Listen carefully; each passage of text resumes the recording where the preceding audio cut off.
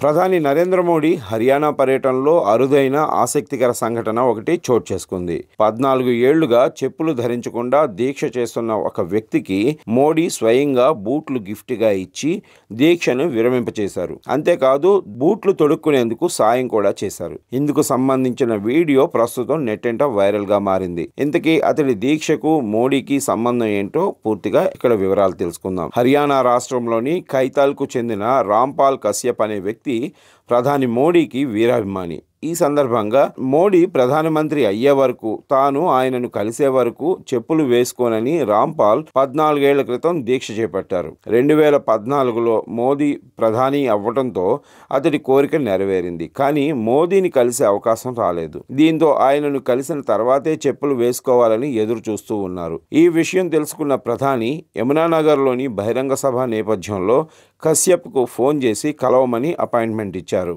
అంతేకాదు స్వయంగా బూట్లను బహుకరించి ధరించమని కోరారు. భవిష్యత్తులో ఇలా చెయ్యొద్దని కశ్యప్కు ప్రధాని సూచించారు. ఆ తర్వాత కశ్యప్ షూ ధరిస్తుంటే మోడీ ఆయనకు సహాయం చేశారు. దీంతో కశ్యప్ భావోద్వేగానికి గురయ్యారు.